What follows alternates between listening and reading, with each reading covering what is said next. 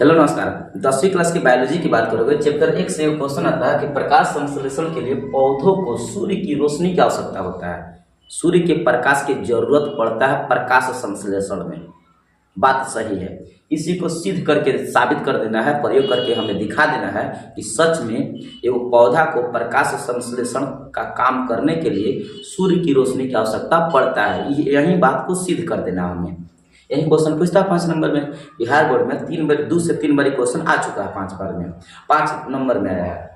तो सबसे पहले हम आपको बता दें कि इसे हम 3 प्रकार से 3 चरण में से हल करेंगे। 3 चरण में बताएंगे, 3 चरण में बताएंगे। पहले हम बताएंगे परिचय के बाद बताएंगे प्रयोग के बाद हम बताएंगे कार्य विधि। ये 3 चरण में आंसर आप देखोगे तो 5 नंबर हो जाएगा कंप्लीट। समझ पा रहे हो? तो पहले परिचय कि प्रकाश संश्लेषण होता क्या है, उसके बाद प्रयोग करने के लिए कौन कौन से सामग्री आवश्यकता पड़ेगा। जैसे मकान बनाने के लिए कौन कौन से सामग्री चाहिए, तो ईंटें चाहिए, पत्थर चाहिए, ईंटा चाहिए, सीमेंट चाहिए, बालू चाहिए, हेरम तेरम चाहिए। उसी प्रकार इसे प्रयोग करने के लिए कौन कौन से सामग्री की आवश्यकता पड़ता है, और उसके बाद हम बताएंगे कैसे काम किया। चरण बता देंगे, हो जाएगा आंसर 5 नंबर में। तो आइए इसे हम हल करते हैं। और वहीं इसे हम बात करते हैं परिचय। तो परिचय में हम बताएंगे प्रकाश संश्लेषण क्या है। पहले तो आप जानते हो कि पेड़ पौधा का अंदर जैविक कोशिका होता है। तो जैविक कोशिका प्रकाश ऊर्जा को लेता है और रासायनिक ऊर्जा में बदल देता है। इस घटना को प्रकाश संश्लेषण कहते हैं। पेड़ पौधा के जैविक क्रियाओं द्वारा प्रकाश ऊर्जा को रासायनिक ऊर्जा में बदलने की क्रिया प्रकाश संश्लेषण कहलाता है। तब एगो रिएक्शन आप बताओगे, 6CO2 + 12H2O बराबर क्लोरोफिल और नीचे लिख देना सूर्य के प्रकाश। तब C6H12O6 + 6O2 + 6H2O। ये समीकरण कभी कभी ना स्पेशल 2 नंबर में बिहार बोर्ड में पूछ लेता है। तो यहाँ से देखोगे तो स्पेशल कभी प्रकाश संश्लेषण पूछ लेता है, किसे कहते हैं। आप कभी कभी प्रकाश संश्लेषण की अभिक्रिया 2 नंबर में पूछ लेता है। तो इतना बात से कभी कभी देखना 2 नंबरिया निकल जाता है। तो एगो तीर से 2 को निशाना लग रहा है, समझ रहे हो। इसके बाद ये तो प्रकाश संश्लेषण क्या है ये समझ लिए हम लोग। इसके बीच में लिख देना ग्लूकोज है, यही ग्लूकोज का सूत्र है। कभी कभी ऑब्जेक्टिव में ग्लूकोज का सूत्र भी पूछ लेता है। कार्बन डाइऑक्साइड है, जल है। पेड़ पौधा में क्लोरोफिल होता है जिसके कारण पत्ता हरा दिखता है। क्लोरोफिल के कारण हरा दिखता है। और जल है और ऑक्सीजन है, ठीक है। इसके बाद यहाँ लिखना आवश्यक सामग्री। यहाँ एक कोड भाषा लिख देना, कोड भाषा हम छोड़ दिए हैं। यहाँ लिख देना कि प्रयोगशाला में प्रयोग करने के लिए आवश्यक सामग्री। यहाँ एगो हेडिंग डाल देना और तब है फिगर बनाना। हेडिंग में कौन डालोगे, देखो यहाँ यही हेडिंग में हम बोल रहे हैं प्रयोगशाला के लिए आवश्यक सामग्री। ये जो लिखा है ना प्रयोगशाला के लिए आवश्यक सामग्री, मतलब प्रयोग करने के लिए कौन कौन से सामग्री की आवश्यकता पड़ेगा। तो कहोगे स्वच्छ गमला सहित एगो पौधा चाहिए, एगो बर्नर मतलब जलाने के लिए बर्नर चाहिए, बीकर में अल्कोहल मतलब अल्कोहल की मात्रा वाला विलयन चाहिए, जिसमें दारू में अल्कोहल की मात्रा होता है, नशीली। उसी प्रकार बीकर में अल्कोहल चाहिए, और आयोडीन का विलयन मतलब ऐसा जल जिसमें नमक का घोल हो, उस घोल को हम आयोडीन का विलयन कहते हैं। और जल चाहिए, बस इतना चाहिए प्रयोग करने के लिए। तो बताइए कहाँ आप लिखोगे, यहाँ लिखोगे। यहाँ लिखना प्रयोग करने के लिए आवश्यक सामग्री, ठीक है। और तब है फिगर बनाओगे।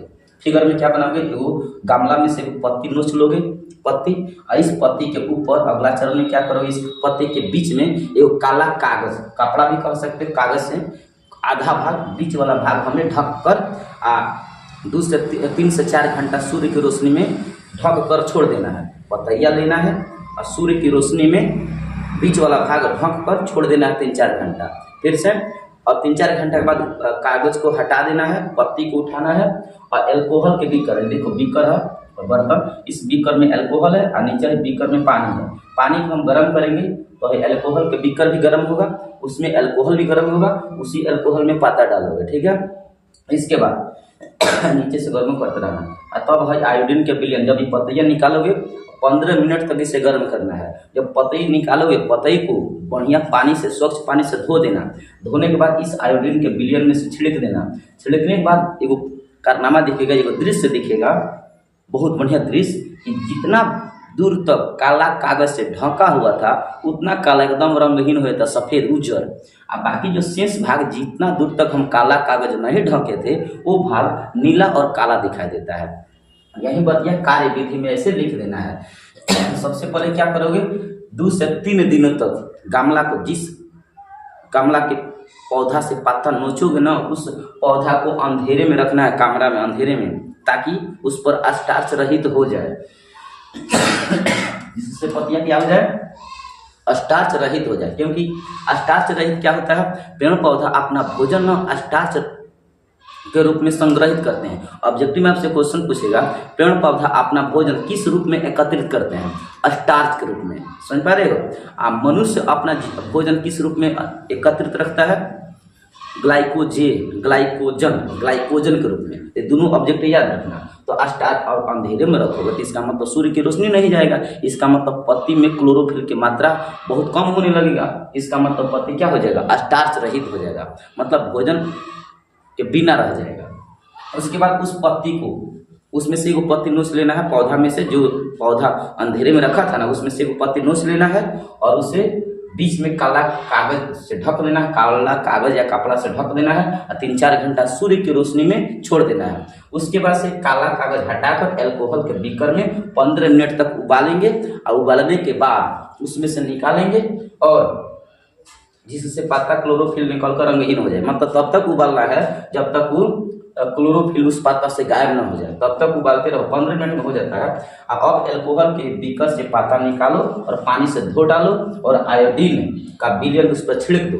छिड़कने के बाद देखोगे, उसके बाद एक नज़ारा दिखेगा कि काला कागज वाला भाग रंगहीन हो जाता है और शेष भाग नीला और काला हो जाता है। अतः इससे साबित होता है कि प्रकाश संश्लेषण के लिए पौधों को सूर्य की रोशनी की आवश्यकता पड़ती है। तो ये रहा आपका 5 नंबर में। उम्मीद करते हैं वीडियो आपको अच्छा लगा होगा। अगर थोड़ा भी वीडियो अच्छा लगा होगा तो अपने दोस्तों में शेयर कर दो। ओके।